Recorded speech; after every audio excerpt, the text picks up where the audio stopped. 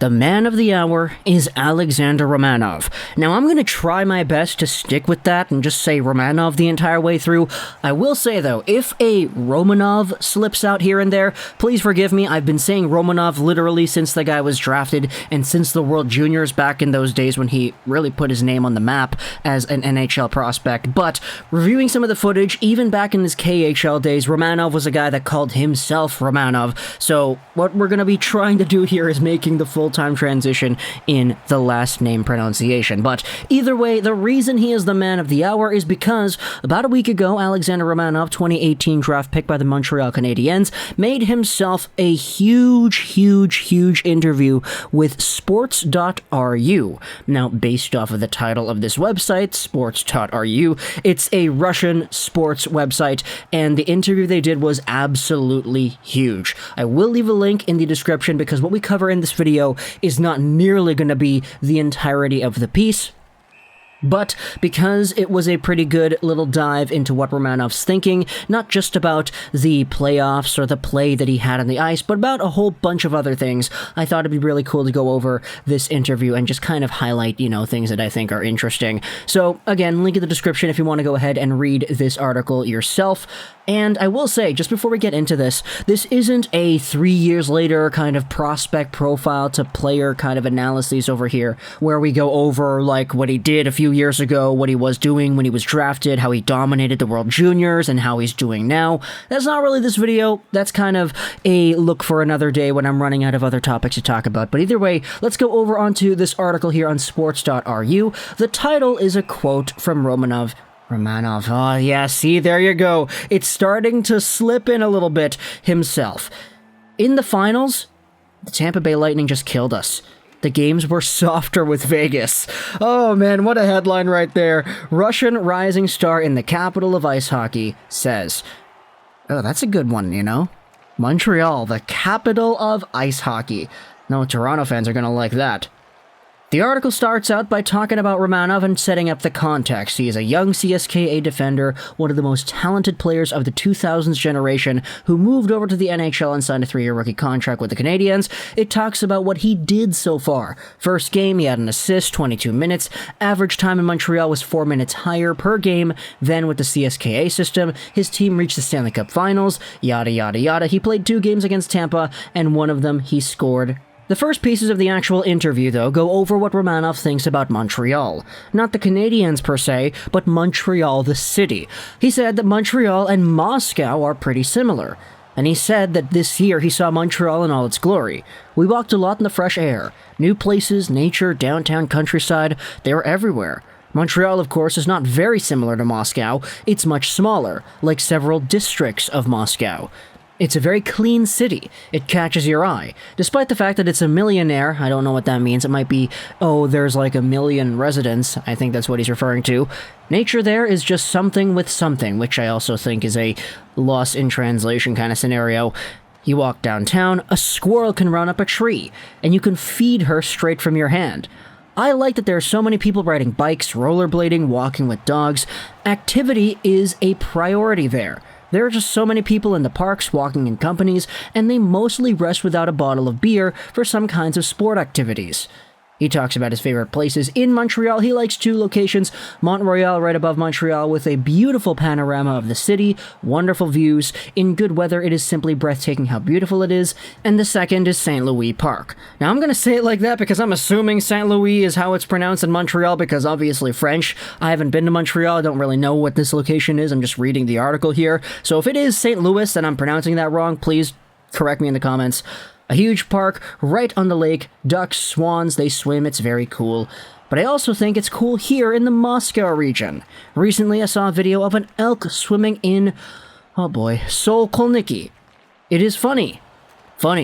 He then talks about his English, and he says that he can't communicate as a friend, but he can understand English, explain himself, ask a question, answer if he was asked. He understands everything perfectly, but it's still hard to talk in a conversational-like manner with a friend.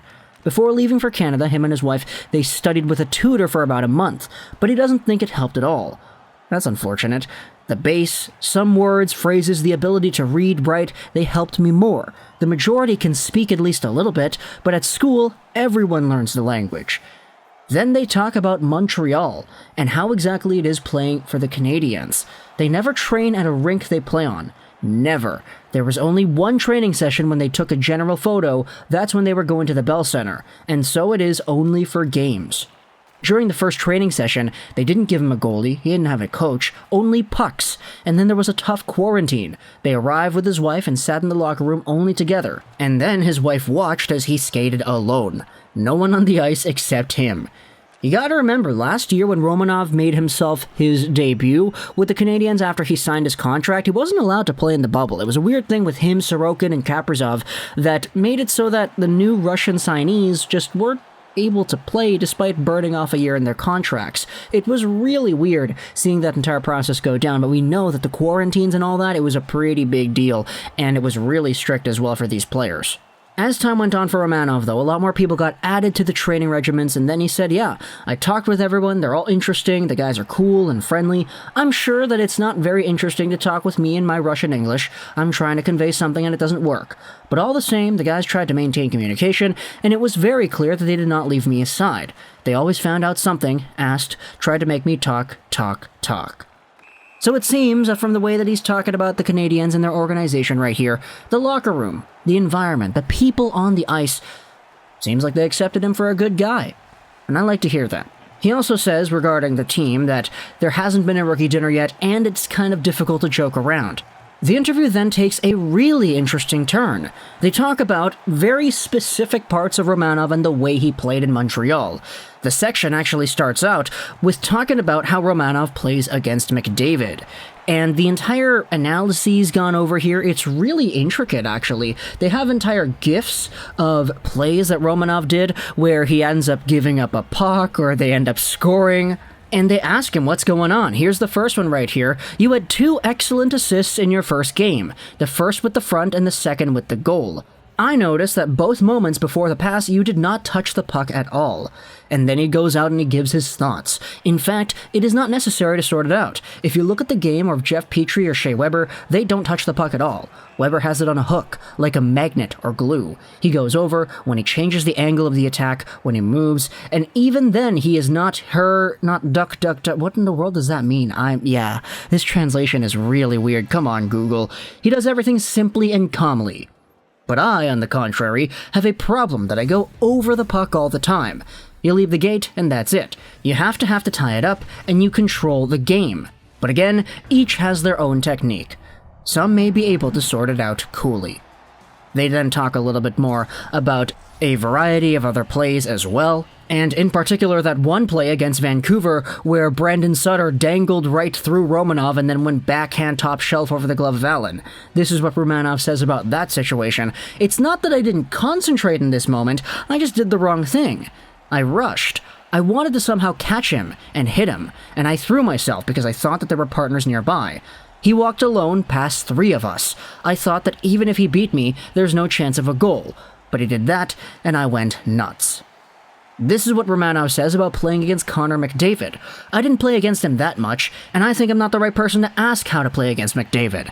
I spent some shifts against him. Lord, you can count on fingers. But if you're asking my point of view, in some games I went against him in shifts, maybe 10. They played at home and substituted the top 3 for our third pair. What I understood, you need to turn on your legs and slide under it to advance and play closer. You can play against anyone, and McDavid is knocked out, and he's beaten, and goals are still scored from under him. He's not a robot. We need to play him with composure and closer. He's a master, but it'll be harder for him this way. Let's finish off by talking about one more player over here. It's Corey Perry. He says that Corey Perry is an absolute legend. This is towards the end. He's a beast. Just example for everyone. What kind of a fighter he is. What kind of a warrior he is. What kind of machine he is on the ice. It cannot be described. How old is he? 36? And he'll give the odds to any young man. Simply the best of the best. Now, there are a lot more things in this interview that I didn't even cover. Pietrangelo, other things with training and whatnot, but we're already at 10 minutes, so we're going to end the video off here. So go ahead, click the link, read the article, talk to me in the comments what you think about Romanov and this entire interview that he did. I hope you enjoyed this. Was Trolls 9, and bye.